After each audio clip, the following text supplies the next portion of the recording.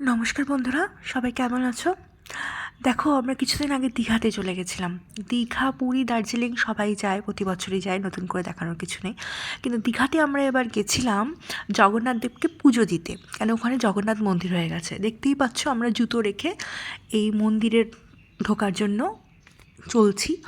চলতে চলতে এখানে 2 নম্বর গেট আছে, এই 2 নম্বর গেটের এখান দিয়ে আমরা ঢুকেছিলাম, কিন্তু এখানে মোবাইল করতে বারণ করছিল, কারণ ওখানে চেকিং হচ্ছিল।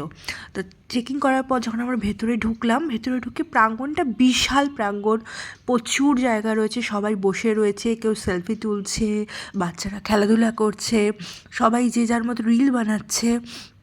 মোবাইল এখানে রাখার কোনো ব্যাপার নেই, শুধু জুতো রাখতে পারবে, মোবাইলটা নিজের কাছে রাখতে হয়। এবং মোবাইলটা এই প্রাঙ্গণ এরিয়াতে তুমি মোবাইল নিয়ে চলতেই পারো, কিন্তু যখন তুমি গর্ভগৃহে ঢুকবি পুজো দেওয়ার জন্য, তখন তোমাকে মোবাইলটাকে অফ করে রাখতে হবে, ঠিক আছে?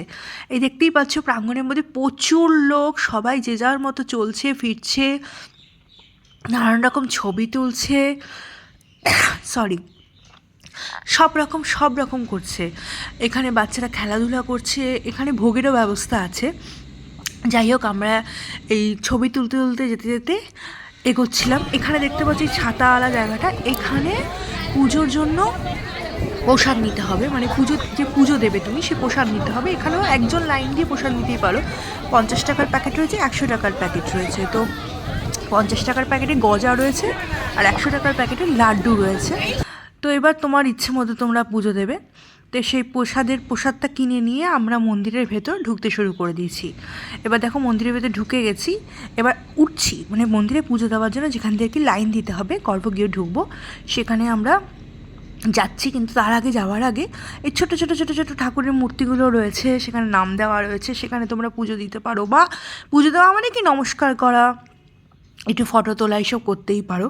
এটা মন্দির গর্ভগৃহের বাইরেটা, ঠিক আছে? এখানে দেখো, সবাই এখানে দেখতে পাবে, সবাই ঘুরছে, কোনো অসুবিধা কিছু নেই। চারিদিকে প্রচুর জায়গা, প্রচুর বসার জায়গা, মানে দুর্দান্ত একটা জায়গা করা হয়েছে। পুরীর জগন্নাথ দেবের মন্দিরের মাহাত্ম্য আলাদা, কিন্তু এই জগন্নাথ দেবের মন্দির আবার অন্য রকমের। মানে দীঘাতে শুধুমাত্র এখন সমুদ্রের স্নান না, দীঘাতে জগন্নাথ দেবের মন্দিরে পুজো দেওয়ার জন্যও লোকে যাচ্ছে, ঠিক আছে? তো এই দেখো, আমরা গর্ভগৃহের ভেতর ঢুকছি পুজো দেওয়ার জন্য। তো এবারে যখন ঢোকার পর এখানে তো আর মোবাইল তো অন করা যাবে না, তবু আমি যতটা পেরেছি করার চেষ্টা করেছি।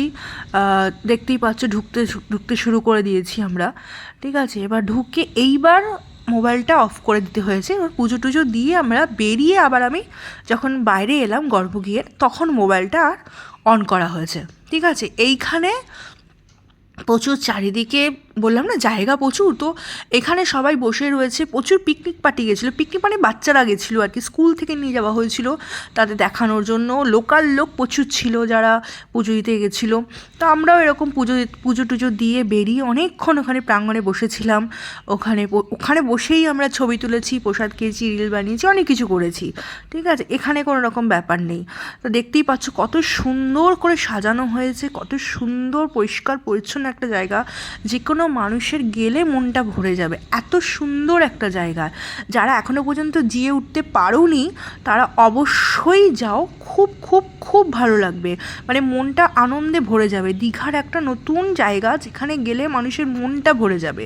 আর সামনেই জগন্নাথ ঘাট রয়েছে, সেখানেও যেতে পারো, মানে উল্টো দিকে আর কি, যেমন মন্দিরের উল্টো দিকে জগন্নাথ ঘাট রয়েছে, সেখানে গিয়েও বসতে পারো। হ্যাঁ, এবার এখানে ভোগের ব্যাপারটা হলো, তোমরা ভোগ খেতে পারো, 100 টাকা আর 150 টাকা ভোগ। সেখানে গিয়ে তোমাকে টিকিট কাটতে হবে। আমরা দেখো ভোগ খাওয়ার জন্য এগিয়েছিলাম, কিন্তু আমাদের অনেক বেলা হয়ে গেছিলো, কারণ আমরা না খেয়ে পুজো দিয়েছিলাম। তো আমরা সেদিনকে আর ওখানে ভোগ খাইনি, কারণ অনেকটা লাইন দিতে লাগবে। সেই জন্য আমরা পরের দিন ভোগ খাবার একটা প্ল্যান করেছিলাম, শুধু ভোগ খেতেই গেছিলাম, ঠিক আছে?